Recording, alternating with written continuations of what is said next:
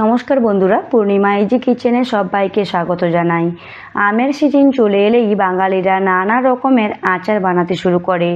তার মধ্যে অন্যতম হলো এই কাঁচা আমের আমতেল। এই আচার বানানো যতটা সহজ, খেতে কিন্তু ততটাই অসাধারণ। মুড়ি মেখে কিংবা গরম ভাতে খেতে খুবই ভালো লাগে। একবার বানিয়ে বছরের পর বছর ধরে সংরক্ষণ করুন এবং আমের স্বাদ উপভোগ করুন। তাহলে চলুন দেখে নিই আজকের এই আমতেল রেসিপি। আমতেল বানানোর জন্য আমি এখানে আম নিয়েছি, ফ্রেশ আম। আমগুলোকে ভালো করে জল দিয়ে ধুয়ে নিয়েছি। আমগুলো জল দিয়ে ধুয়ে নিয়ে শুকনো কাপড় দিয়ে ভালো করে পুছে নিয়েছি, যাতে আমের মধ্যে কোনো জল না থাকে। এরপর আমের মুখের দিকটা কেটে ফেলে দিয়ে আমটাকে দুভাগে ভাগ করে নিচ্ছি।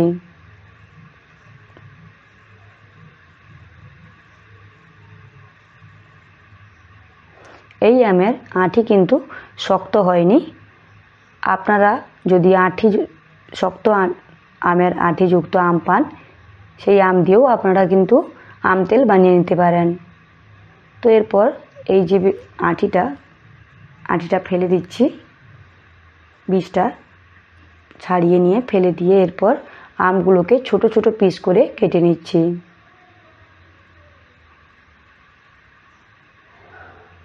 এই আম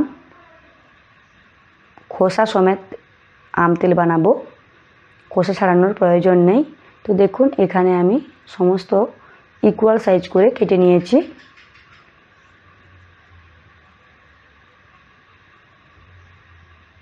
এরপর আমগুলোকে একটা পাত্রে নিয়ে নিয়েছি। একটু মাখানোর জন্য আমি দিয়ে দিচ্ছি 1 টেবিল চামচ লবণ, 1/2 টেবিল চামচ হলুদ গুঁড়ো, আর দিচ্ছি 1/2 টেবিল চামচ লঙ্কার গুঁড়ো। এগুলোকে ভালো করে মশলার সঙ্গে আমগুলোকে মাখিয়ে নিচ্ছি। ভালো করে মাখিয়ে নিয়ে এটাকে সারা রাত্রি রেখে দেব। আজকের আমি সন্ধেবেলায় বানিয়েছি, তো সারা রাত্রি রেখে দিয়ে সকালে দেখাচ্ছি। তো দেখুন, সকালে আম থেকে বেশ অনেকটাই জল বেরিয়ে গেছে। এবার এই আমগুলোকে একটা ছিদ্রযুক্ত এরকম ঝুড়িতে ছেঁকে নিচ্ছি।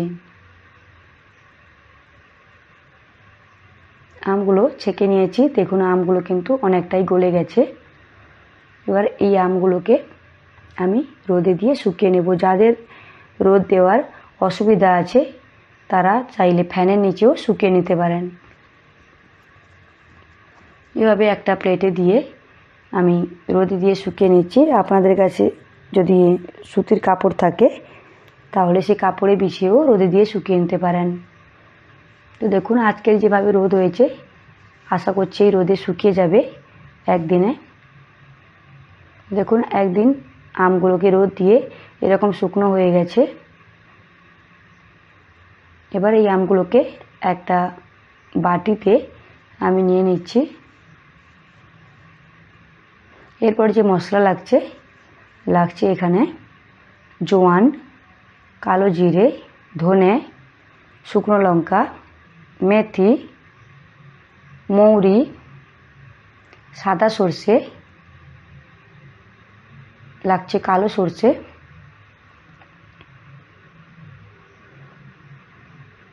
আর লাগছে গোটা জিরে,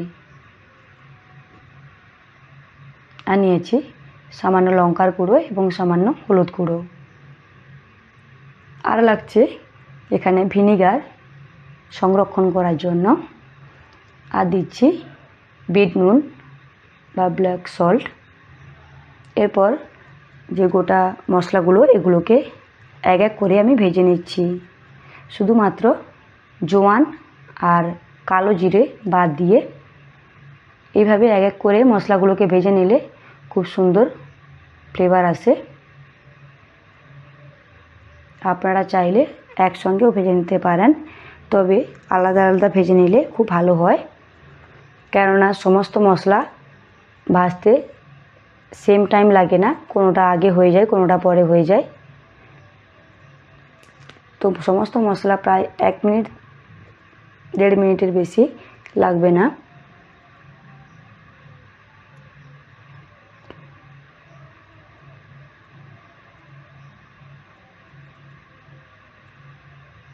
দেখুন এখানে আমি এক এক করে সমস্ত মশলাগুলো ভেজে নিচ্ছি।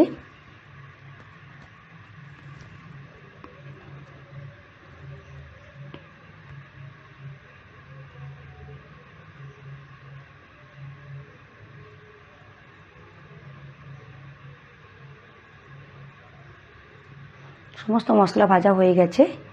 মৌরিটা একটু আলাদা করে রেখেছি, ওটা একটু গোটা দেব। আর এখানে একটা কড়াইতে প্রায় 1 কাপ পরিমাণ সরষের তেল দিয়েছি। তেলটা গরম হয়ে গেলে গ্যাসের ফ্লেমটা বন্ধ করে তেলটাকে হালকা ঠান্ডা করে নিয়ে তারপর এই তেলের মধ্যে আমি দিয়ে দেব শুকনো লঙ্কা আর দেব কালো জিরে। তেলটা উষ্ণ গরম অবস্থায় রেখে এই আচারে দিয়ে দিচ্ছি যে গুঁড়ো মশলা ছিল, সেই গুঁড়ো মশলা, জোয়ান আর সামান্য মৌরি গোটা দিয়ে, আর দিয়েছি হলুদ গুঁড়ো আর লঙ্কার গুঁড়ো, বিট নুন,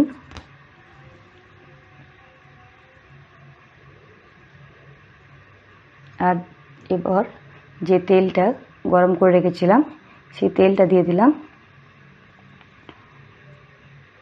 তেলটা কিন্তু সামান্য ঠান্ডা করে শুকনো লঙ্কা এবং কালো জিরে দিতে হবে, না হলে পুড়ে যেতে পারে। এবার সমস্ত মশলার সঙ্গে আমকে এবং তেলের সঙ্গে ভালো করে মিশিয়ে নিচ্ছি।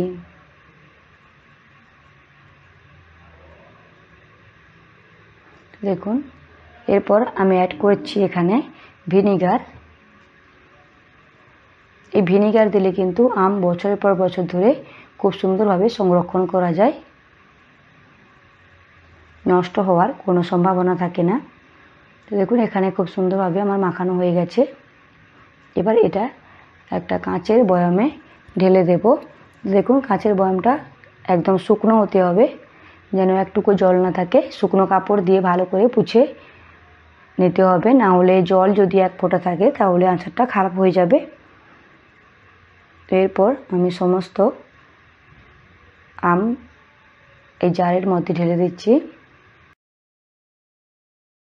তো দেখুন আমাদের কত সহজে তৈরি হয়ে গেল এই আম তেল। আপনারা এই আম তেল বাড়িতে অবশ্যই একবার ট্রাই করে দেখুন।